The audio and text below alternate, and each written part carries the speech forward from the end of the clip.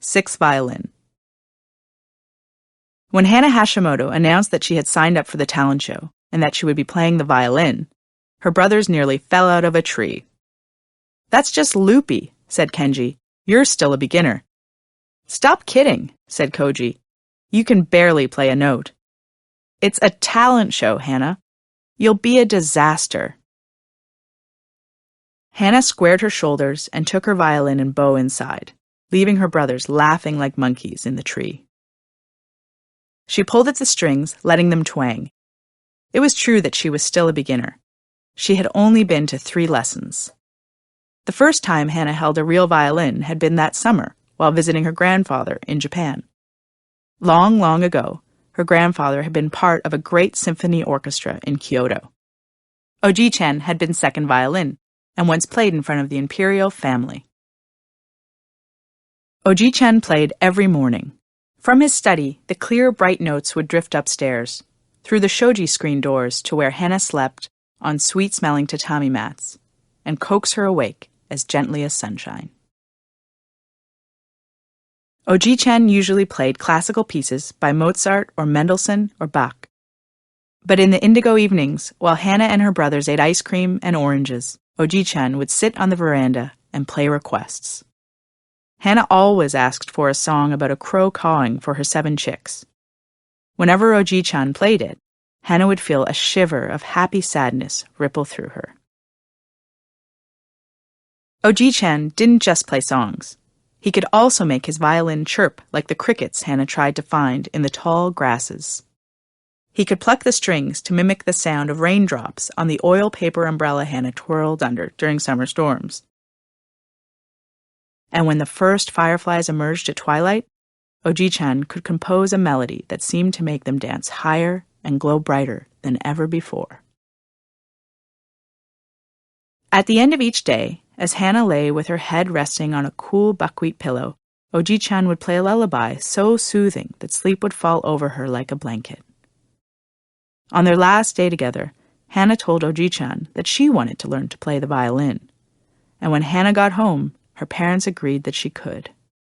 Now Hana was practicing not just for lessons, but for the talent show too.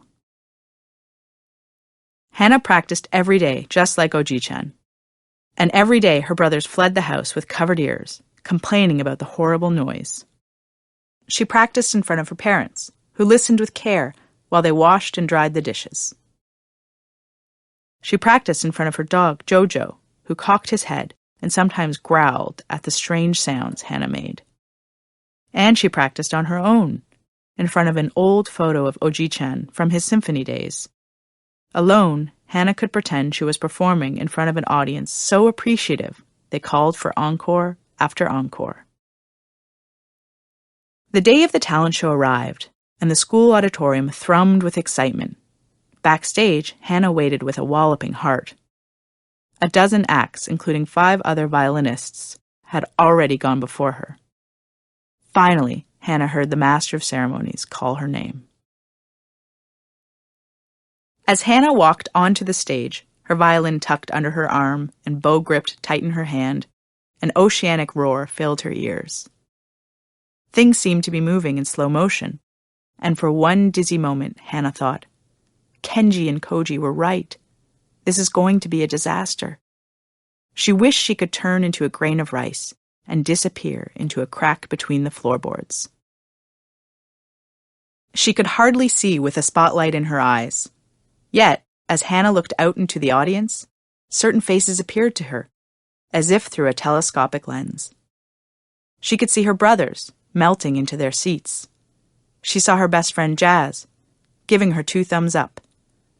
And there, her smiling mother and her father, camera in hand. Hana held a breath, then ballooned her cheeks before letting it out.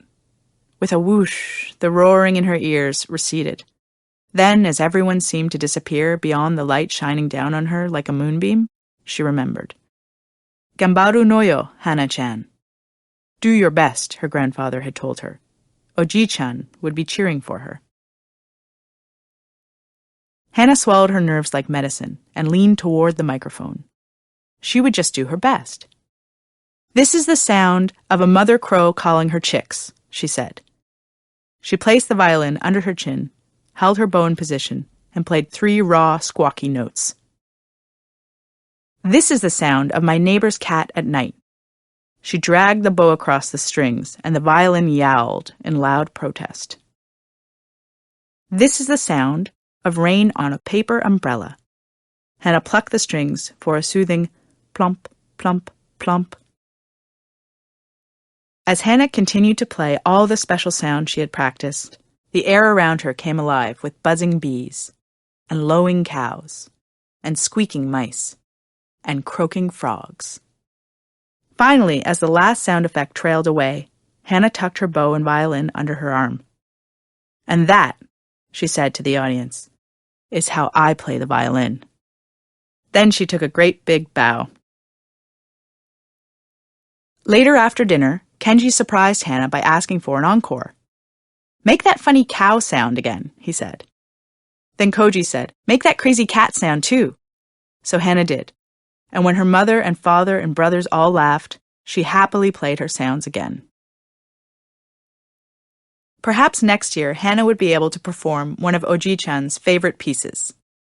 But for now, Hana played a little melody she had been practicing, remembered from nights lit by dancing fireflies. She imagined that the notes would drift out through the window, past the bright rabbit moon and beyond, and Oji-chan would hear them and smile.